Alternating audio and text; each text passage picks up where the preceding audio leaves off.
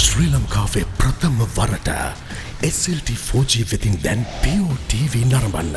ඉදිරියටම ගෙන යන SLT 4G. අලුත් Vip Extra Anti Smell Lemon Mint බලයයි තද දුගඳ සුන් කරයි.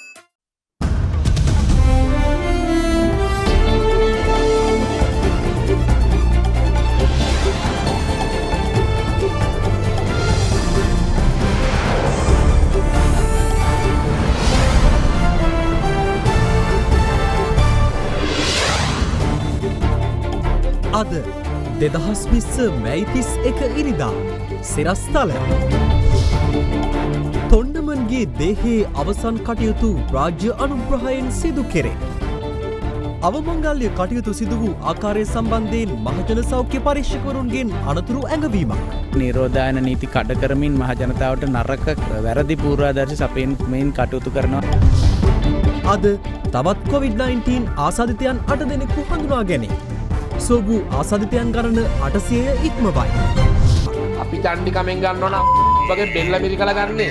මාලිගාවත්තේ වෙඩි තැබීම පාතාල කල්ලියක අභ්‍යන්තර අර්බුදයක් බව හෙළිවේ. සියොන් බෝම්බකරු ගැන රහස් එළියට.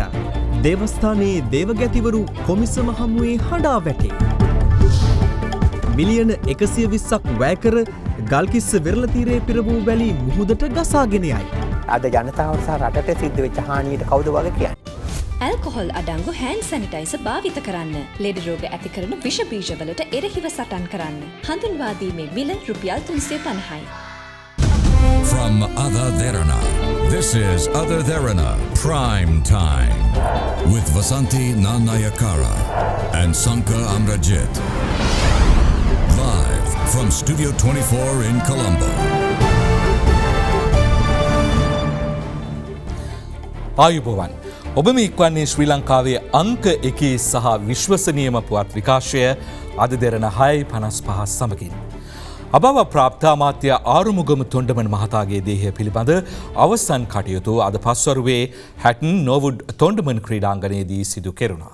අග්‍රාමාත්‍ය මහින්ද රාජපක්ෂ මහතාගේ ප්‍රධානත්වයෙන් අවමංගල්‍ය උත්සවය පැවැත්වුණේ රාජ්‍ය අනුග්‍රහය සහිතවයි.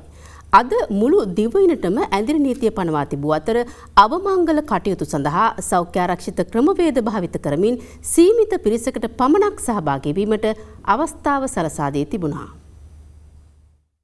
පසුගිය 26 වනදා ඇති වූ හදිසි හෘදයාබාධයක් හේතුවෙන් අභාව ප්‍රාප්ත වූ ලංකා කම්කරු කොංග්‍රසයේ නායක අමාත්‍ය ආරුමුගම් තොණ්ඩමන් මහතාගේ දේහය ඊයේ පස්වරුවේ හැටන් කොටගල පිහිටි ලංකා කම්කරු කොංග්‍රස් මූලස්ථානයේ වෙත රැගෙන ආවා. ඊයේ මෙන්ම අදත් නුවරඑළිය දිස්ත්‍රික්කයේ තුල ඇඳිරි නීතිය දැඩිව ක්‍රියාත්මක කිරීම හේතුවෙන් දේහයට අවසන් ගෞරව දැක්වීම සඳහා විවිධ ප්‍රදේශවල සිට රථවාහන වලින් පැමිණි පුද්ගලයින්ට ආපසු හැරී යාමට සිදු වුණා. වැඩ කරන්න එක්කනවා දාන්න ගියේ.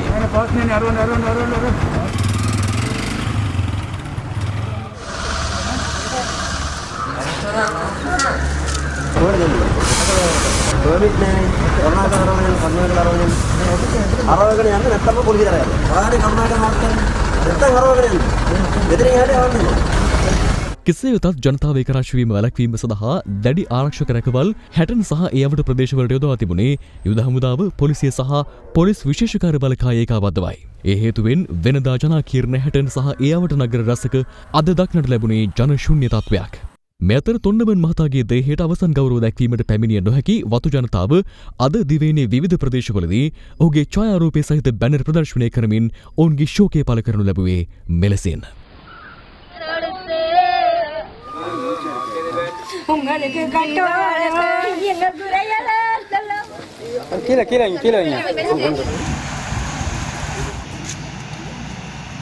තොණ්ඩමන් මහතාගේ දේහයට අවසන් ගෞරව දැක්වීම සඳහා පනවා තිබූ ඇඳිරි නීති තත්ත්වයද නොදකමින් බගවන්තලාව, දික්කොය සහ මස්කෙලිය ආදී ප්‍රදේශවල වතුකම්කරුවන් කිලෝමීටර ගණනාවක් දුර ගෙවා ඊයේ රාත්‍රියේ සහ අද අලුයම පාගමනින් පැමිණීම නිසා ඔවුන්ට අවසන් ගෞරව දැක්වීමට අවස්ථාව ලබා දුන්නේ සෞඛ්‍ය ආරක්ෂිත ක්‍රමවේදවලට යටත්වයි. තව එනවද කට්ටිය? මේ අයක් විතර ගියා. පයින් ගිහලා පයින් ආපහු එන්න. බලන්න හම්බුණාද? හම්බුණා සර්. ඊට ඔයගොල්ලෝ පිටත් උනේ ගෙදරින් එන්න. ඩයට්ස්. දැන් වෙලාව පාන්දර 3යි. පාන්දර ජාවේ මොකද කරන්නේ මෙතන? මාත් දැන් නැති වුණානේ. නිදාලා අපි මෙතන එළි වෙනකන් ඉන්නවා. දවල් වෙනකන් මෙතන තමයි ඉන්නේ. කෙසේ වෙතත් තොණ්ඩමන් මහතාගේ දේහය පිළිබඳ අවමංගල්‍ය කටයුතු සිදු වූ ආකාරයෙන් කොවිඩ් ව්‍යාප්තිය සිදු වූහොත් ඔහුගේ පවුලේ සමාජිකයන්ට එරෙහිව නඩු පවරන බව මහජන සෞඛ්‍ය පරීක්ෂකවරුන්ගේ සංගමයේ සභාපති උපුල් රෝහණ මහතා පවසනවා. COVID-19 වසංගත තත්ත්වය පාලනය කිරීම සඳහා මේ රටේ ජනතාව සෞඛ්‍යාංශ සහ ආරක්ෂකාංශ පොලිසිය විශාල කැපකිරීමක් කරා. ඒ කැපකිරීමේදී මහ ජනතාවට ඇතැම් විට Tamanගේ මළගෙවල් වලදී දිනයක් ඇතුළත සම්පූර්ණයෙන්ම ඒ කටයුත්ත අවසන් කරන්න සිද්ධ වුණා. ඇතැම් අවස්ථාවල Tamanගේ දෙමව්පියන්ගේ මృతදේහ බලා ගන්න දරුවන්ට නොහැකි වුණා. ඒ වගේම දරුවන්ගේ මృతදේහ බලා ගන්න දෙමව්පියන්ට නොහැකි වුණු අවස්ථාත් අපිට බිමේ වාර්තා වුණා. නමුත් පසුගිය දිනවල මිය ගියපු ගරු අමාත්‍ය තොණ්ඩමන් මැතිතුමාගේ දේහය ලංකාවේ ප්‍රදේශ 5කට අරගෙන ගිහිල්ලා දිගින් දිගටම මහ ජනතාව එක්රොක් කරමින් නිරෝධායන නීති කඩ කරමින් මහ ජනතාවට නරක වැරදි පූර්වාදර්ශ සපයමින් කටයුතු කරනවා අපි පහුගිය දිනවල දැක්කා. ඒ වගේම අද දින පෙරවරුවේ වාර්තා වුණා මේක යම් යම් සීමා කිරීම් වලට ලක් කරන්න උත්සාහ කරපු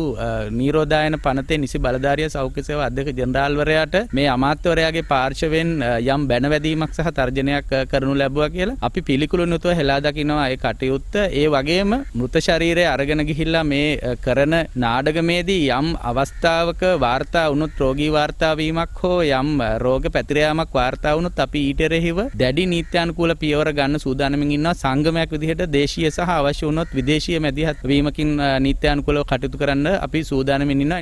අද උදෑසන කාලයේදී ආගමික නායකයන් දේශපාලනඥයන්ද තොණ්ඩමන් මහතාගේ දේහයට අවසන් ගෞරව දැක්වීම සඳහා කොටගල පිහිටි ලංකා කම්කරු කොංග්‍රස් මූලස්ථානයේ වෙත පැමිණියා.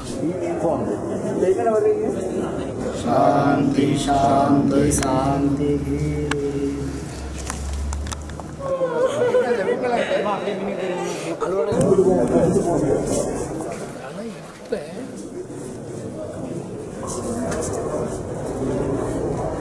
ගරුතර මහා සංඝරත්නය එතුමා කෙරෙහි පෑදෙන්න කාරණය එතුමා හින්දු භක්තිකයෙක් හැටියට උපත ලබාගෙන හිටියත් එතුමා බෞද්ධ දර්ශනය කෙරෙහි ගෞරවයක් පැහැදීමකින් යුක්තව කටයුතු කරනවා. කෙසේ වෙතත් අභාව ප්‍රාප්ත ආනුමුගම් තොණ්ඩමන් මහතාගේ දේහය පිළිබඳ අවසන් කටයුතු සිදු කිරීම සඳහා දේහය කොටගල ලංකා කම්කරු කොංග්‍රස් මූලස්ථානයෙන් රැගෙන ගියේ අද පස්වරු 2ටයි.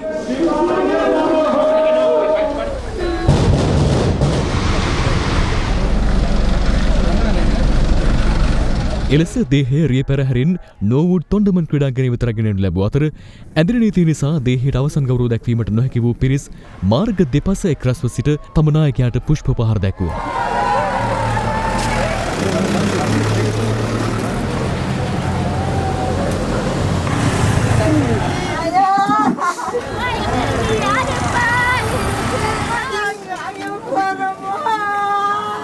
මේ අවමංගල උත්සවය 200 දෙනෙකුට පමණක් සීමා කරන අතර මේ අවමංගල උත්සවය සඳහා සහභාගී වීමට පැමිණි සියලු දෙනාම නියමිත සෞඛ්‍ය උපදෙස් වලට අනුකූලව මේ ස්ථානයට රැගෙන එන්නටත් යුද හමුදාව සහ පොලිසිය යහුසුලව කටයුතු කළා.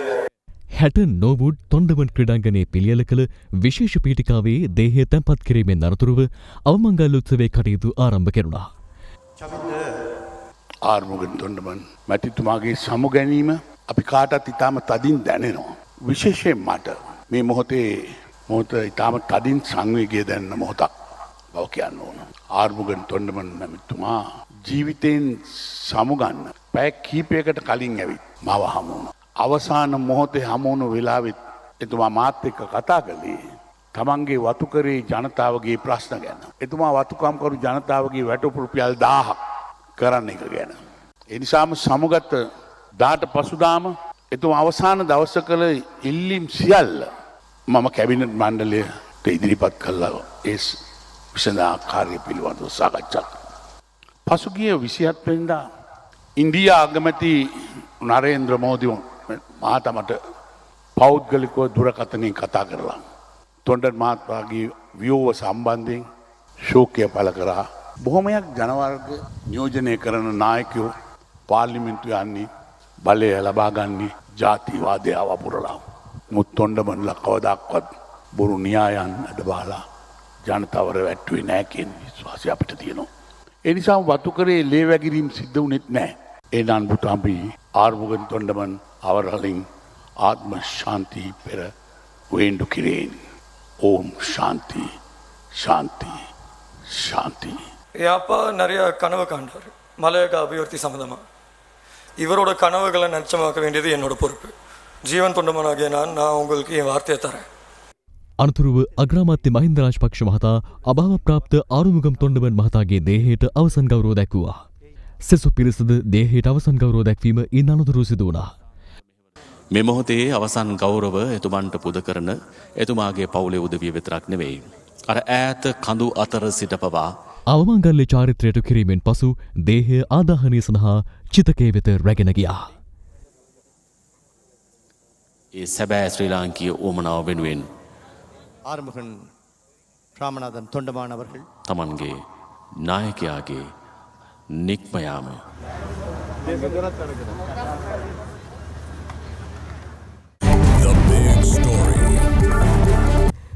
මාලිගාවත්ත පොලිස් වසමට අයත් ලක්ෂෙත සෙවන මහල් නිවාස සංකීර්ණයේදී ඊයේ පස්වරුවේ සිදු වූ වෙඩි තැබීමකින් තුවාල ලැබූ පුද්ගලයා මෙවන විට කොළඹ ජාතික රෝහලේ දැඩි සත්කාර ඒකකයේ ප්‍රතිකාර ලබමින් සිටිනවා.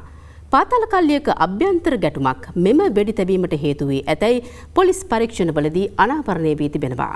මේ අතර ගල්කිස්ස සොයිසාපුර ප්‍රදේශයේ පිහිටි හෝටලයකට මෝටර් රථයකින් පැමිණ වෙඩි තැබීමේ සිද්ධියට අදාළ සැකකරුවෙකු පොලිස් විශේෂ කාර්ය බළකායේ බුද්ධ්‍යංශ නිලධාරීන් කණ්ඩායමක් විසින් ඊයේ රාත්‍රියේදී අත්අඩංගුවටගෙන තිබෙනවා.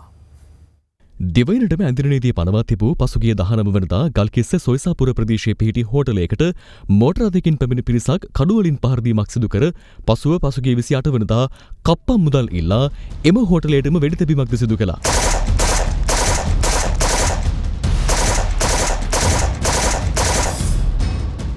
එම වෙඩි තැබීමේ සිදුවීමට අදාළව සැකකරුවෙකු පොලිස් විශේෂ කාර්ය බළකායේ බුද්ධ්‍යංශ නිලධාරීන් කණ්ඩායමක් විසින් ඊයේ රාත්‍රී 8ට පමණ අත්අඩංගුවටගෙන තිබෙනවා.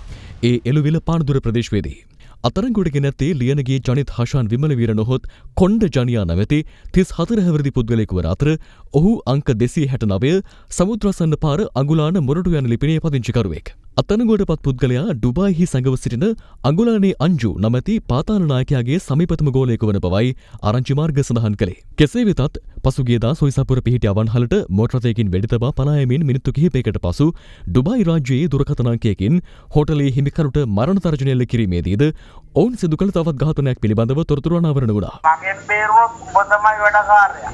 පංචශීලවත් බේරුන්නේ මගෙන්. උඹ බේරුවොත් උඹ තමයි වැඩකාරයා. අදාළ දුරකථන සංවාදයේදී අනාවරණ වූ තොරතුරට අනුව ඔවුන් රංජන්ත සිල්වා නමැත්තෙකු ඝාතනය කර ඇති අතර එය මීට වසර 2කට පෙර දෙහිවල ගල්කිස්ස මහනගර සභාවේ නාගරික මන්ත්‍රීවරයෙකු වූ රංජන්ත සිල්වා මහතාගේ ඝාතනය වන බව තහවුරු වෙනවා. එසේ ඝාතනයට ලක් වූ රංජන්ත සිල්වා ශ්‍රී ලංකා ක්‍රිකට් ක්‍රීඩක ධනංජය සිල්වාගේ පියාණන්ද වෙනවා. මම කියනවා නැතුව අන්ති තමයි මේක කරේ කියලා. පොලිසියට දාලා තින්නේ ගල්කිස්ස පොලිසිය. වෙන කවුරුත් කරන්නේ නැහැ. අන්ති කරේ. වසර 2කට ආසන්න කාලයක් ගත වුවද මෙම ඝාතනයේ ප්‍රධාන සැකකරු වූ කුඩු අංජු හෙවත් අඟුලානේ අංජු අත්අඩංගුවට ගැනීමට නොහැකි වුවද එම ඝාතනය සම්බන්ධයෙන් ඔහුගේ සමීපතමෙකු වන කොණ්ඩ ජනියා නැමැත්තා අත්අඩංගුවටගෙන රක්ෂිත බන්ධනාගාරගත කිරීමෙන් අනතුරුව ඇප මත මුදා හැර සිටියා. එසේ ඇප මත සිටියේදී ඩුබායිහි සැඟව සිටින අංජුගේ මෙහෙයවීමෙන් සොයිසාපුර ව්‍යාපාරිකයාගෙන් කප්පම් ඉල්ලා කොණ්ඩ ජනියා විසින් වෙඩි තැබීම සිදු කර ඇති බවයි පරීක්ෂණවලදී අනාවරණ වී ඇත්තේ. මෙම ව්‍යාපාරික ස්ථානයට කඩුවලින් පහර දීමද අත්අඩංගුවටපත් වූ කොණ්ඩ ජනියා විසින් මෙහෙයවා ඇති අතර ඊට අදාළවම මීට පෙරද තවත් අපරාධකරුවන් තිදෙනෙකු අත්අඩංගුවටගෙන තිබුණා. අදාළ සැකකරු මොරටු වැඩබලන මහේස්ත්‍රාත් චරිත ද සිල්වා මහතාගේ නිවසට රැගෙන ගිය අතර අනතුරුව ඔහු ජූනි 5 වෙනිදා දක්වා රඳවා තැබීමට නියෝග කර තිබෙනවා. මෙතර තවත් තර්ජනාත්මක දුරකථන ඇමතුමක් සොයිසාපුර හෝටලයේ හිමිකරුට ලැබී තිබුණ අතර එය සමාජ මාධ්‍ය වෙත දැනුත් වී තිබුණා.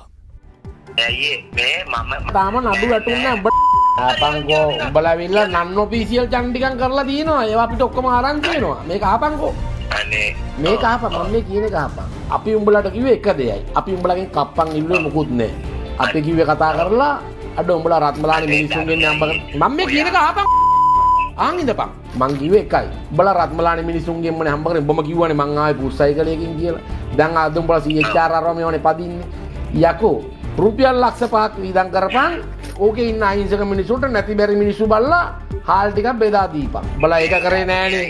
උඹලා ඒක කරේ නෑනේ. උඹලා කිව්වා නෑ. බතන් දෙක තුනක දීලා තියෙන ටෝක් එකක් මේ චණ්ඩි කමෙන් ආවොත් මං එක තපාත් දෙන්නේ අපි චණ්ඩි කමෙන් ගන්නව නා බගේ බෙල්ල මිරිකලා ගන්නේ. අපි මෙයා අපි අනුන්ගේ සල්ලි අරන් නෑ. කප්පන් අරන් නෑ. අපේ අතේ පව් නෑ. තේරුණාද? මේක ආපන් මම මේ කියන එක ආපන්. මේ ආපන්. ඔබ හිතාගනින් හෙට රෝහණව මැරුවා කියලා. හෙට රෝහණව මැරුවොත් අනිද්දාට අපි කුඩු විකුණන එක නවත්තනවා. මොකද අපි මේ ඔක්කොම කුඩු විකුණන්නේ මරා ගන්න, සල්ලි අම්බ කරගන්න, අපේ හිරගෙවල් වල ඉන්නේ උන්ගේ පවුල් නඩත්තු කරන්න. එතනින් ගියාම අපි කාලා බීලා ජීවත් වෙලා ඉන්නේ. තේරුණා? රෝහන්ලා මේ අසංකව මරලා තමයි අපිව චණ්ඩි කරේ. ඔබට ඔගෙන් කිව්ව දේ උඹ ඇහුවේ නෑනේ බං. මං ඔබට කිව්වා නේද? මං ඔබට එදාම කිව්වා නේද?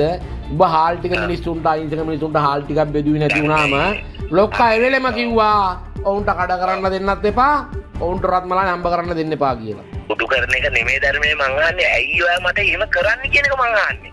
එහෙම කරන්නේ මට ආපු ඕඩරේට. මෙතර ඊයේ පස්වරු 5ට පමණ තවත් වෙඩිතැබීමක් සිදුව තිබුණේ මාර්ගාවත්ත ලක්සිත සෙවන මහල් නිවාස සංකීර්ණයේ දසවන මහලේ නිවසක් තුළදී.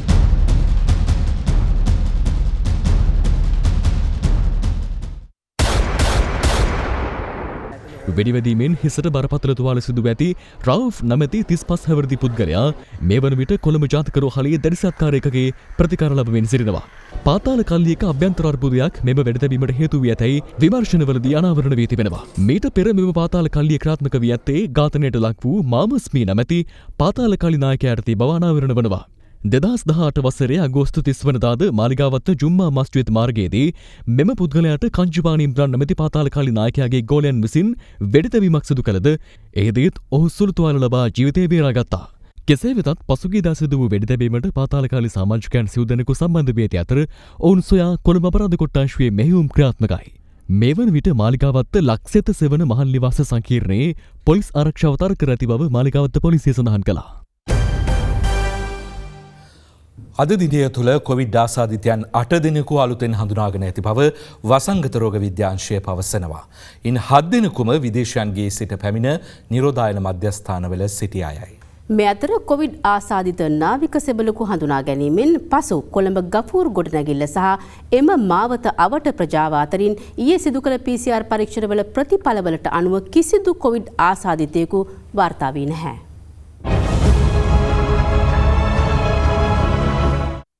ඊයේ දිනේ තුළ මෙරටින් හඳුනාගත් COVID-19 ආසාදිතයින් ගණන 62ක්. ඒ අතරින් 26 දෙනෙකුම කටාරෙහි සිටි මෙරට පැමිණ නිරෝධායනයට ලක් කර සිටින අයයි. සෙසු පිරිස අතරින් 24 දෙනෙකු නාවික හමුදා සමාජිකයන් වන අතර 8 දෙනෙකු කුවේට්හි සිටත් 30 දෙනෙකු මාලදිවයිනේ සිටත් මෙරට පැමිණි අය වෙනවා. තවත් අයෙකු නිරෝධායන කඳවුරක සේවය කළ යුද හමුදා සමාජිකයෙකු බව වසංගත රෝග විද්‍යාංශය සඳහන් කළා. මේ අනුව නාවික හමුදාවෙන් බැහැරව අනෙකුත් හමුදාවන්ගෙන් මෙතෙක් හඳුනාගනු ලැබූ සමස්ත ආසාදිතයින් ගණන 14ක්. පළමු ආසාදිත නාවික සෙබලා වාර්තා වූ 1 අප්‍රේල් 22 වනදා සිට දින 39කට පසුවත් එම නියදියෙන් තවදුරටත් ආසාදිත සෙබළුන් වාර්තා වනවා. ඒ අනුව මෙතෙක් හඳුනාගත් සමස්ත නාවික හමුදා ආසාදිතින් ගණන 758ක්. ඉන් තවත් 15 දෙනෙකු සුවය ලැබීමත් සමග සුවය ලැබූ මුළු නාවික හමුදා සමාජිකයින් ගණන 403ක් දක්වා ඉහළ ගොස් තිබෙනවා. අද පස්වරු 4 වන විට නිකුත් කර තිබූ දත්තවලට අනුව මෙරට සමස්ත ආසාදිතයින් අතරින් 794 දෙනෙකු නාවික හමුදා සමාජිකයින් සහ ඔවුන්ගේ ආශ්‍රිතයන් වනවා. එය 49.01%ක්. විදේශයන්ගේ සිට පැමිණ නිරෝධායන මධ්‍යස්ථාන වලින් හඳුනාගත් ආසාදිතයින් ගණන 515ක් දක්වා ඉහළ ගොස් තිබෙන අතර එහි ප්‍රතිශතය 31.19%ක්. දේශීයව හඳුනාගත් සෙසු ආසාදිතයින් 311 දෙනා ප්‍රතිශතයක් ලෙස 19.2%ක්. අද දින තුල හඳුනාගත් නව ආසාදිතයින් ගණන 8ක්. ඒ අතරින් 7 දෙනෙකු විදේශයන්ගේ සිට පැමිණ නිරෝධායන මධ්‍යස්ථානවල සිටි අය වන අතර එක් අයෙකු නාවික හමුදා සමාජිකයෙකු වනවා. මේ අනුව මෙරටින් හඳුනා ගැනුණු සමස්ත කොවිඩ් ආසාදිත සංඛ්‍යාව 1628ක්. ඒ අතරින් 801 දෙනෙකු පූර්ණ සුවය ලබා රෝහල් වලින් පිටව ගොස් ඇති අතර එය ප්‍රතිශතයක් වශයෙන් 49.2%ක්. 817 දෙනෙකු තවදුරටත් රෝහල්ගත ප්‍රතිකාර ලබන අතර එය 50.18% වනවා. මෙරට සිදු වූ කොවිඩ් මරණ ගණන පවතින්නේ සමස්ත ආසාදිතයන්ගේ ප්‍රමාණයෙන් 0.61ක තරම් සුළු වගේකයි. අප්‍රේල් 30 වනදා සිට අද දක්වා ගත වූ මාසයක කාලය තුළ නාවික හමුදා නියදීන් සහ නිරෝධායන මධ්‍යස්ථාන වලින් පරිබාහිරව සාමාන්‍ය සමාජයෙන් කිසිදු ආසාදිතයෙකු වාර්තා වන්නේ නැහැ. අපට අද තියෙන ප්‍රශ්නය තමයි රෝගීන් විදිහටම ශ්‍රී ලාංකිකයින් ලංකාවට පැමිණෙනවා. පැමිණෙන්නේ රෝගිය හදාගෙන. විශේෂයෙන්ම කුවේට් රාජ්‍යයේ පැමිණි 466 දෙනාම මේ වන විට පළවන වටයේ PCR පරීක්ෂණයට ලක් කරලා තියෙනවා. ඔවුන් නැවත PCR පරීක්ෂණයට ලක් කරන්නේ තවත් දින 10ක් ගත වුණාම. ඉතින් රටක් විදියට අපි බලන්නේ කුමන ආකාරයකට හෝ ප්‍රජාව තුළට මේ රෝගය පැතිරීම වළක්වන්නට ගත හැකි සියලු ක්‍රියාමාර්ග ගන්න. මෙතර කොළඹ නගර සභා බල ප්‍රදේශයට අයත් ධර්මාරාම පාරේ වැඩබිමක සහ ස්වර්ණා පාරේ ප්‍රජාව අතරින් අහමු ලෙස තෝරාගත් පුද්ගලයන් 65 දෙනෙකුගේ ජෛව සාම්පල අද ලබාගෙන යන අතර ඒවා PCR පරීක්ෂණය සඳහා යොමු කිරීමට නියමිතයි. ඊයේ ගෆූර් පාරේ සිදු කරපු PCR පරීක්ෂණ වලිනුත් ගෆූර් ගොඩනැගිල්ලවට සිදු කරපු පරීක්ෂණ වලින් අපිට එකම රෝගියෙක්වත් වාර්තා වෙලා නැහැ. එම නිසා දිගින් දිගටම කුඩා නියඳි තෝරාගෙන PCR සහ රුධිර පරීක්ෂණ කිරීමට ඊළඟ සතියේදී අපි බලාපොරොත්තු වෙනවා. මෙතර හෝමාගම දියගම පිහිටි මොරටු විශ්වවිද්‍යාලීය තාක්ෂණ පීඨයේ නිරෝධායන මධ්‍යස්ථානයේ සිටි සිසුන් 160 දෙනෙකු දින 23ක නිරෝධායන කාලයකින් පසුව අද සිය නිවෙස් පලා පිටව ගියා. මොවුන් සියලු දෙනාම විදේශගතව අධ්‍යාපනය ලැබුවා වන අතර බහුතරය සිංගප්පූරුවේ සිට මෙරට පැමිණි අයයි.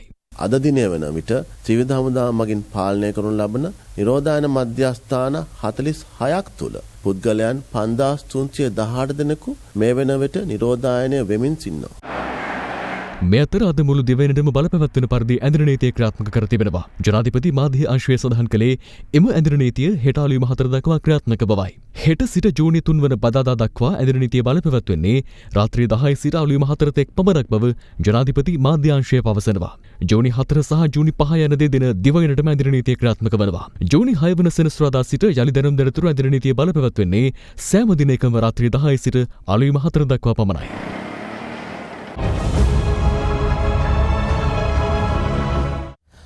මේ අතර අද පස්වරුවේ තවත් COVID-19 ආසාදිතයන් දෙදෙනෙකු හඳුනාගත් බව වසංගත රෝග විද්‍යාංශය පවසනවා. එම දෙදෙනාම විදේශයන්ගේ සිට පැමිණ නිරෝධායන මධ්‍යස්ථානවල සිටි පුද්ගලයන්. යනුව මෙරටින් හඳුනාගත් සමස්ත COVID ආසාදිතයන් ගණන 1630ක්. COVID-19 වෛරසය පැතිරීම හමුවේ දුෂ්කරතාවයට පත්ව සිටින විදේශගත ශ්‍රී ලාංකිකයින් දිවයිනට ගෙන්වා ගැනීම රජයේ වගකීම වුවද එය කළ යුත්තේ රටේ ජනතාවගේ සෞඛ්‍ය තත්ත්වයට ගැටලුවක් ඇති නොවන ආකාරයෙන් බව ආරක්ෂක ලේකම් විශ්‍රාමික මේජර් ජෙනරාල් කමල් ගුණරත්න මහතා පවසනවා. ඔහු මේ බව සඳහන් කළේ ලංකා විද්‍යුත් විකාශකයන්ගේ සංසදයේ සංවිධානය කළ ඉටුකම වැඩසටහන සමග අද එක්වෙමින්. COVID-19 අරමුදල සහ රට තුළ පවතින කොරෝනා වසංගත තත්ත්වය පිළිබඳව පැහැදිලි කරනු ඉටුකම විශේෂ වැඩසටහන සියලු විද්‍යුත් නාලිකාවල අද පෙරවරුවේ සමගාමී විකාශයක් ලෙස විකාශය කෙරුණා. පසුගිය මාසේ 30 වෙනිදාට පස්සේ අපේ ජන සමාජය තුලින් කිසිම රෝගියෙක් වාර්තා වෙලා නැහැ. ඊළඟට විතර රටවල ඉන්නවා මං හිතන්නේ 40000කට වැඩි අධික සංඛ්‍යාවක් ඉන්නවා ලංකාවට එන බලාපොරොත්තුෙන් අපේ ශ්‍රී ලාංකිකයෝ. කොයි රටක හිටියත් කොයි තරාතරමක පුද්ගලයෙකු වුණත් අමාරු වෙලාවට මතක් වෙන්නේ මව්බිම. අපේ යුතුයකම සහ වගකීම තමයි රජයක් විදියට ඒ සෑම පුද්ගලයෙකුටම ආපහු මව් රටට එන්න අවස්ථාව ලබා දීම. නමුත් එහෙම අවස්ථාව ලබා දෙනවා කියලා රටේ දැනට ඉන්න මහජනතාවගේ සෞඛ්‍ය තත්ත්වය ආරක්ෂාව අපි මායින් කරන්නේ නැතුව ඒ හැමෝටම එකපාර එන්න දුන්නා නම් මේක නවත්ත ගන්න බැරි වෙන විදිහට පැතිරිලා යනවා. හොඳම උදාහරණය තමයි කුවේට් රටෙන් ප්ලේන් ලෝඩ් දෙකක් ආවා. 400 ගාණක් ඒකේ ආවා. ඒකේ දැන් 100 ගාණකට මේ රෝගේ වැළඳිලා තියෙන්නේ. කොහොමද ශ්‍රී ලංකාවේ දැන් මම හිතන්නේ 1500 ඉක්මවා ගිහලා තියෙනවා. ලෝක සෞඛ්‍ය සංවිධානයේ සමාජික රටවල් සියල්ල අත්සන් කරලා බැඳිලා ඉන්නවා මේ IHR International Health Regulations කියලා දෙයකට. ඒ සම්මුතියන්ට අනුව ඇත්ත වශයෙන්ම රෝගී අය එහෙම බලෙන් පටවන්න බෑ, යවන්න බෑ. අපේ චීන කාන්තාව අපි සම්පූර්ණයෙන් සුව කළා ගියේ. නමුත් ඒ සම්මුතියෙන් අනුව හැම විටම ක්‍රියා නොවන බවත් අපිට පෙනී යනවා. දැන් උදාහරණයක් හැටියට ඒ රෝගීන් හරිනම් PCR පරීක්ෂණයට ලක් කළා, ඒ රෝගීන් හඳුනාගෙන ඒ රෝගීන්ට ප්‍රතිකාර කළා, ඒ PCR පරීක්ෂණය අනුව නෙගටිව් වෙන අය තමයි අත් වශයෙන්ම තවත් රටකට යවිය යුත්තේ. දැන් මට කියන්න දැන් මේ වන විට මේ කාලය ඇතුළත මේ අරමුදලට කොච්චරක් එකතු වෙලා තියෙනවද? වෙබ්සයිට් එකට යන් වෙබ්සයිට් එක මේ අවස්ථාවේ උඩ පේනවා ඇති itukama.lk කියන වෙබ්සයිට් එක දැනට කොච්චරක් දායකත්ව වෙලා තියෙනවද කියලා. අපි 1.213 බිලියන් එකතු වෙලා තියෙනවා මේ itukama වෙබ්සයිට් එකේ. ඊට පස්සේ ඔබට දායකත්ව වෙන ක්‍රම තියෙනවා.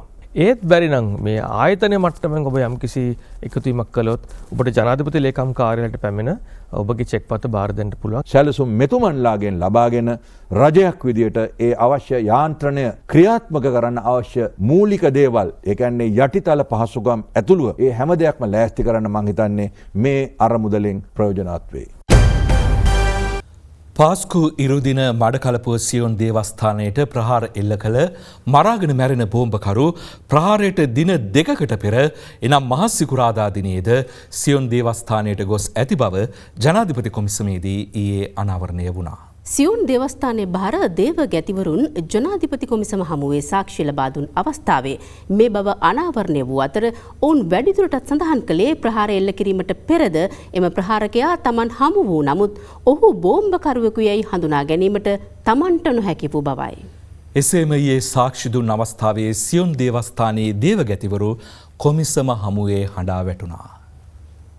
පාස්කු ප්‍රහාරය පිළිබඳව සොයා බැලෙන ජනාධිපති පරීක්ෂණ කොමිෂන් සභාව හමුවේ ඊයේ දින පළමුව සාක්ෂි ලබා දුන්නේ මඩකලපුව සියුන් දේවස්ථානයේ ගණේශ මූර්ති තිරුකුමාර දේවගතිවරයායි. එහිදී කොමිසම හමුවේ සාක්ෂි ලබා දෙමින් දේවගතිවරයා සඳහන් කළේ ඉකුත් වසරේ අප්‍රේල් 21 වන දින උදෑසන මින් පෙර Taman නොදුරු පුද්ගලයෙකු දේවස්ථානයේ අසල සිටිනු නිරීක්ෂණය කළ බවයි. පසුව අදාළ තැනැත්තාගෙන් කළ විමසීමේදී ඔහු Tamanව උමර් ලෙස හඳුන්වා දුන් අතර දේවස්ථානයේ නැරඹීම සඳහා එහි පැමිණි බව සඳහන් කළ බව දේවගතිවරයා කොමිසම හමුවේ සඳහන් කළා. කෙසේ වෙතත් දේවස්ථානයේ ඇතුළට යාමට කළ ආරාධනය ඔහු ප්‍රතික්ෂේප කළ අතර තම මවට අසනීප තත්ත්වයක් ඇති බැවින් දේව ආශිර්වාදයක් කර ගැනීමට අවශ්‍ය බවත් සඳහන් කළේයයි දේවගතිවරයා පැවසුවා. මෙහිදී කොමිසම දේවගතිවරයාගෙන් විමසා සිටියේ අදාළ සංවාදය කුමන භාෂාවෙන් සිදු වේද යන්නයි. සංවාදය දමිළ බසින් සිදු වූ අතර ඔහු සිය මවට උම්මා යනුවෙන් ආමන්ත්‍රණය කරන නිසා අදාළ පුද්ගලයා මුස්ලිම් ජාතකයෙක් යයි Tamanට හැඟී ගිය බව දේවගතිවරයා පැවසුවා. අදාළ පුද්ගලයා ඔඩ්ඩමාවඩි ප්‍රදේශයේ සිට පැමිණියේයයි ඔහු Tamanට පැවසූ බවත් එම තැනැත්තා රෝස පැහැති ටී-ෂර්ටයක් ඇඳ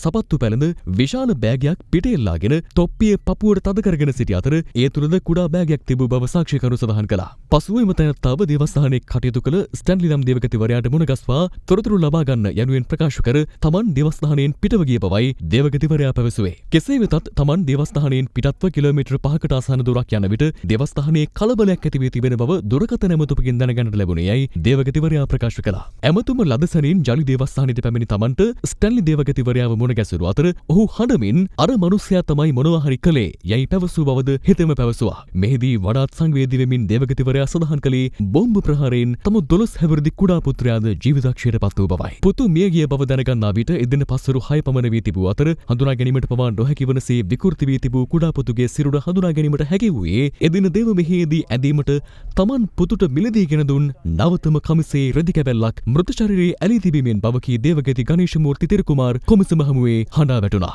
ඉන් අනතුරුව ජනාධිපති කොමිසම හමුවේ සාක්ෂි ලබා දුන් නාගයා ස්ටැන්ලි දේවගතිවරයාද සඳහන් කළේ Tamanද උමර් නැමැත්තාට දේවස්ථානයේ ඇතුළට පැමිණෙන ලෙස සඳහන් කළද Tamanට දුරකථන ඇමතුමක් ලැබීමට නියමිතයයි පවසමින් ඔහු එම ආරාධනය ප්‍රතික්ෂේප කළ බවයි. කෙසේ වෙතත් එම පුද්ගලයාට තිබුණේ ISIS සංවිධානයේ සමාජිකයෙකුගේ පෙනුමයයි Tamanට සැකමත වූ බවද සාක්ෂිකරු පැවසුවා. එසේම එම පුද්ගලයා පිළිබඳව දේවස්ථානයේ සේවය කළ යෝගනාදන් නැමැත්තාට පැවසූ විට යෝගනාදන් ඊට දින දෙකකට පෙර එනම් මහසිකුරාදා දිනේදී මෙම තැනැත්තා සියුන් දේවස්ථානයේ අසල සිටිනු දුටුවේ යයි පැවසූ බවද ස්ටැන්ලි දේවගතිවරයා ජනාධිපති කොමිසම හමුවේ අනාවරණ කළා. අනතුරුව ආගන්තුක පුද්ගලයා ගැන සොයා බැලීමට දේවස්ථානයේ සිටි තම හිතවතුන් දෙදෙනෙකු යොමු කළ බවත් ඔවුන් එම තැනැත්තා සමග යම් මතභේදාත්මක අදහස් හුවමාරුවක නිරත වූ අවස්ථාවේ එකවරම විශාල පිපුරුම් හඬක් ඇසුරු බවත් හෙතෙම පැවසුවා. ප්‍රහාරය සිදු වූ අවස්ථාවේදීම Taman දේවස්ථානය තුළට ගිය අතර සෑම තැනකම විසිරී තිබූ කුඩා දරුවන්ගේ අප්‍රාණික සිරුරු තම ජීවිතයේ දුටු ඛේදනීයම දර්ශනය බවකී ස්ටැන්ලි දේවගතිවරයාද ජනාධිපති කොමිසම හමුවේ හඬා වැටුණා.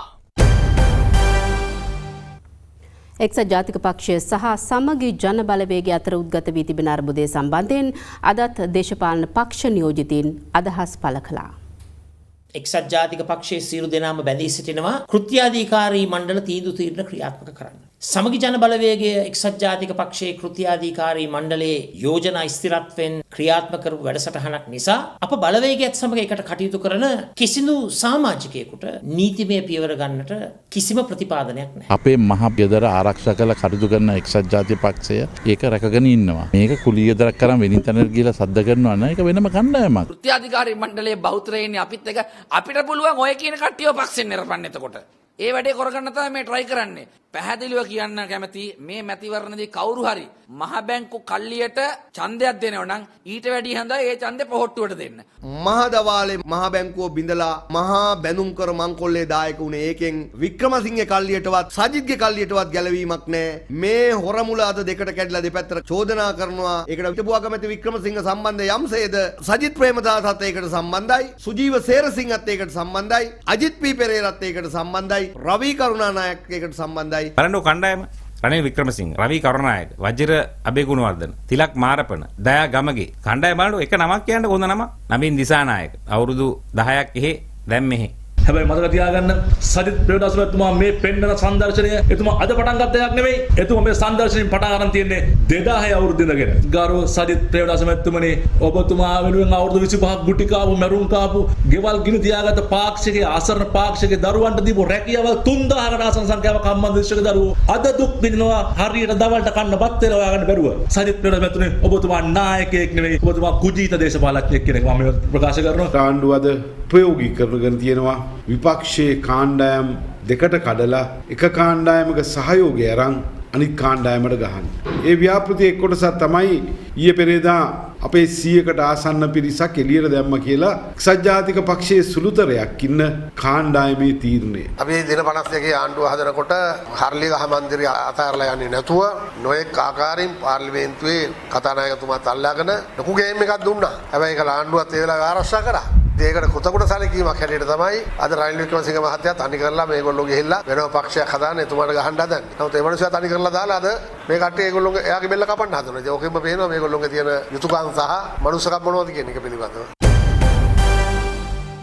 දිවිනේ වෙරළ තීරයන් 3ක් සංරක්ෂණය කිරීම සඳහා රුපියල් මිලියන 890ක් වැය කරමින් වෙරළ සංරක්ෂණ දෙපාර්තමේන්තුව පසුගියදා වැලි පෝෂණ ව්‍යාපෘතියක් ආරම්භ කළා. කෙසේ වෙතත් මෙහි ගල්කිස්ස වෙරළ තීරයට අයත් කොටසේ වැලි මෙවන විට සම්පූර්ණයෙන්ම මුහුදට ගසාගෙන ගොස් ඇත්තේ ඒ වෙනුවෙන් වැය කළ රුපියල් මිලියන 120ක පමණ මුදලද අපතේ හරිමින්. මේ ඒ පිළිබඳ අප කළ සොයා බැලීමක්. තෝමස් මෙඩ්ලන් බ්‍රිතාන්‍ය ආණ්ඩුකාරවරයා සහ ලැවිනියා ආදර කතාවට සාක්ෂිදරන රන්වන් සැතපුම ලෙස නම් දරා ඇති ගල්කිස්ස වෙරළ තීරය දෙස් විදෙස් සංචාරකයන්ගේ සොඳුරු තෝතැන්නක්. එම ස්වභාවික සුන්දර වෙරළ තීරයේ කාදනය වැළැක්වීම සඳහා බව පවසමින් රුපියල් මිලියන 120ක් පමණ වැය කරමින් වෙරළ සංරක්ෂණ හා වෙරළ සම්පත් කළමනාකරණ දෙපාර්තමේන්තුව විසින් වැලි පෝෂණ ව්‍යාපෘතියක් විදේශීය සමාගමකට බහර දුන්නා. පසුගිය රජයේ කැබිනට් අනුමැතියද සහිතව ක්‍රියාත්මක වූ මෙම ව්‍යාපෘතියෙන් රත්මලාන වෙරළ තීරයේ සිට කිලෝමීටර 6ක් ඈතින් පිහිටි වැලි නිදියකින් ගල්කිස්ස වෙරළ තීරයට වැලි මීටර කියුබ් 1,50,000ක් පුරවනු ලැබුවා. ඒ පිළිබඳව සොයා බැලීමට ඉකුත් අප්‍රේල් 23 වනදා අද දෙරණ ගල්කිස්ස වෙරළ තීරයට යන විට එය දිස් වූයේ මෙලෙසින්.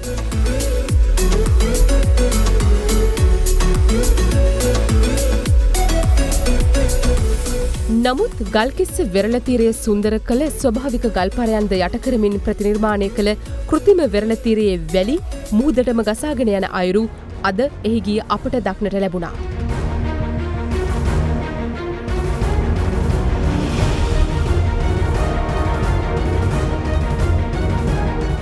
පරිසර වේදීන්ගේ විරෝධය මධ්‍යයේ මිලියන ගණනක් මහජන මුදල් විනාශ කරමින් සිදු කළ මේ වැලි පෝෂණ ව්‍යාපෘතිය පිළිබඳව අදත් සමාජ මාධ්‍ය ඔස්සේ එල්ලවන්නේ දැඩි විරෝධයක්. මෙම චෝදනා සම්බන්ධයෙන් වෙරළ සංරක්ෂණ හා වෙරළ සම්පත් කළමනාකරණ දෙපාර්තමේන්තුවේ අධ්‍යක්ෂ ජෙනරාල් නීතිඥ ප්‍රභාත් චන්ද්‍රකීර්ති මහතාගෙන් අද දෙරණ විමසීමක් කළා. හැම තැනම හැම දෙනාම කතා කරන්නේ එක් පැත්ත කඩවුණු වැලි ප්‍රමාණය ගැන පමණයි. නමුත් අපි ව්‍යාපෘතිය නිර්මාණය කළේම එක් පැත්තකින් වැලි අඩු වෙලා එම වැලි ප්‍රමාණය උතුරු දෙසට ඒ කියන්නේ වැල්ලවත්ත දෙසට වැලි ක්‍රමයෙන් තැන්පත් වෙලා වැල්ලවත්ත දෙසට කිලෝමීටර් 2කට පමණ ආසන්නයෙන් වෙරළ තීරයක් නිර්මාණය වෙලා මීටර් 15ක පමණ වෙරළ තීරයක් නිර්මාණය කරන්නට තමයි අපේ ව්‍යාපෘතිය ආරම්භ වුණේ. කිසිම දැනට ඒ වෙරළ කාදන තත්ත්වයක් නෙවෙයි දක්නට ලැබෙන්නේ. මෙම සම්පූර්ණම සාවද්‍ය ප්‍රකාශය. අද වෙනකොට එතන තිබුණ පරිසර පද්ධතිය, එතන තියෙන ඉතා කුඩා ශුද්‍ර ජීවීන්, ඇල්ගී, නොයෙකුත් අපිෂ්ඨ වංශිකයන් ඇතුළු ඉතාම අලංකාර පරිසර පද්ධතිය විනාශ වෙලා ගිහින් තියෙනවා. ඒකම වැලි ගන්න පම්ප කිරීමේදී එතන තවත් පරිසර හානියක් වුණා. පරිසර දූෂණයක් සිද්ධ වුණා. ගල්කිස්ස මුහුදු තීරය කියන බොක්කක්. ඒක ස්වභාවික පැවැත්මක්. වාරකම් කාලයට ගොඩට එනවා, අනිත් කාලට වෙරළේ නිර්මාණය වෙනවා. ඒක ස්වභාවික සංසිද්ධියක්. පරිසර අලංකාර නිසා සංචාර කර්මාන්තයට හානියක් වෙලා තියෙනවා. ව්‍යාජ ප්‍රකාශය කරලා ජනතාව නොමග යවලා මේ දේ වහගන්න බෑ. අද ජනතාවට සහ රටට සිද්ධ වෙච්ච හානියට කවුද වගේ කියන්නේ? ජපානයේ ප්‍රමුඛතම තීන්ත දැන් එස්ලෝන් නිවසින්. කන්සයි එස්ලෝන් ලෙඩ නැති තීන්ත. COVID-19 ව්‍යාප්තිය හමුවේ බිඳ වැටුණු ජනතාවගේ මානසිකත්වයේ ඉහළ නැංවීම සඳහා දෙරණ මාධ්‍යජාලය භාතිය සන්තෝෂ් සමග සෞඛ්‍ය ආරක්ෂිත ක්‍රමවේද අනුගමනය කරමින් සංවිධානය කළ BNS ඩ්‍රයිව් ඉන් කොන්සර්ට් රත්මලාන ගුවන්තොටුපළ පරිශ්‍රයේදී ඊයේ පැවැත්වුණා. මේ අතර ඊයේ පැවති ප්‍රසංගය සඳහා අලෙවි වූ ප්‍රවේශ පත්‍රවල සම්පූර්ණ මුදල ඉටුකම සෞඛ්‍ය හා සමාජ ආරක්ෂණ අරමුදල වෙත පරිත්‍යාග කෙරුණා. දැන් තවත් පුවත් කිහිපයක්. කඩනමින් දැරිසත්කාරයක අවශ්‍ය රෝහල් සංවර්ධනය කිරීම සඳහා ඩයලොග් සමාගම විසින් සෞඛ්‍ය අමාත්‍යාංශයට රුපියල් ලක්ෂ 2000ක් පරිත්‍යාග කිරීමේ වැඩපිළිවෙලෙහි සමාරම්භය ලෙස මෙගමු දිස්ත්‍රික්ක මහරෝහලේ දැරිසත්කාරයකගේ ජනතා ඉදිරිපත් කර තිබෙනවා. වෛද්‍ය දැරිසත්කාරයකකින් සහ ශල්‍ය දැරිසත්කාරයකකින් සමන්විත අංග සම්පූර්ණ දැරිසත්කාර සංකීර්ණයක් ස්ථාපනය කරන අතර එම වාට්ටු සංකීර්ණය ඇඳන් 10කින් සහ නවීන තාක්ෂණයන්ගෙන් යුත් දැරිසත්කාර උපකරණ වලින් සමන්විතයි. අභාව ප්‍රාප්ත හිටපු අමාත්‍යවරයෙකු වන රජී රණතුංග මහතාගේ 12 වන ගුණානුස්මරණය අදට දී තිබෙනවා. ඒ මහතාගේ පුත් අමාත්‍ය ප්‍රසන්න රණතුංග මහතා අද උඩුගම්පුර පිහිටි රජී රණතුංග පිළිරුවට පුෂ්ප පහර දැක්වුවා. මාවතගම ෆ්‍රැන්සිස්කාවත්ත ප්‍රදේශයේ එළවලු සහ පළතුරු වගාවන් ආශ්‍රිතව පළකෙටි විශේෂයක් බෝවීමෙන් ගොවි ජනතාව පීඩාවට පත්ව තිබෙනවා. පෙරදිනේ ගන්නෝරෝ කෘෂිකර්ම පර්යේෂකයින් සහ කෘෂිකර්ම අධ්‍යක්ෂ ජනරාල් වරයාන්ත පැමිණ මේ පිළිබඳව අවධානය යොමු කර පරීක්ෂණයක් ආරම්භ කළා.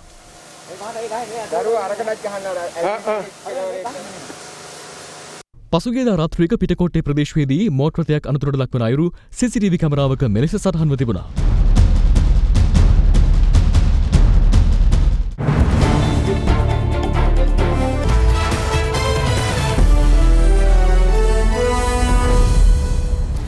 COVID-19 වෛරසය අවදානම හේතුවෙන් තාවකාලිකව නවතා දැමූ ශ්‍රී ලංකා ක්‍රිකට් කණ්ඩායමේ පුහුණුවීම් ජාත්‍යන්තර ක්‍රිකට් කවුන්සිලේ පැනවූ නීති රීතිවලට යටත්ව අධිර කිහිපයක් යටතේ හෙට ආරම්භ වීමට නියමිතයි. ශ්‍රී ලංකා කණ්ඩායම මෙසේ පුහුණුවීම් ආරම්භ කරන්නේ දින 81ක විරාමයකින් පසුවයි. COVID-19 වෛරසය බලපෑම හේතුවෙන් ජාත්‍යන්තර ක්‍රිකට් තාවකාලිකව නවතා දැමුණේ පසුගිය මාර්තු මාසයේදී. කෙසේ වෙතත් ශ්‍රී ලංකාව ක්‍රමවත් ලෙස COVID-19 වෛරසය පාලනය කිරීමත් සමග ක්‍රීඩා අමාත්‍යාංශය තීරණය කළේ ජූනි මාස 1 වනදා සිට ජාතික සංයුතවල පුහුණුවීම ආරම්භ කිරීමටයි. ඒ අනුව ශ්‍රී ලංකා ක්‍රිකට් කණ්ඩායමේ පළමු අදියරේ පුහුණුවීම් කොළඹ CCC ක්‍රීඩාංගණයේදී හෙට ආරම්භ කිරීමට නියමිත අතර මෙම පුහුණුවීම් රජය විසින් පනවා ඇති සෞඛ්‍ය ආරක්ෂණ උපදෙස් මත සිදු කරන බවයි ශ්‍රී ලංකා ක්‍රිකට් ආයතනය සඳහන් කළේ. ශ්‍රී ලංකා ක්‍රිකට් කණ්ඩායමේ ප්‍රධාන පුහුණුකරු මිකී ආත ඇතුළු පුහුණුකරුවන් සිව් දෙනෙකුගේ අධීක්ෂණය යටතේ පැවැත්වන දින 12ක පළමු පුහුණු වැඩසටහනට ක්‍රීඩකින් 13 දෙනෙකු ඇතුළත් වී තිබෙනවා. ඒ සමගින් අපගේ ප්‍රධාන ප්‍රවෘත්ති ප්‍රකාශය අදට නිමාවට පත්වනවා. සුබ රාත්‍රියක්.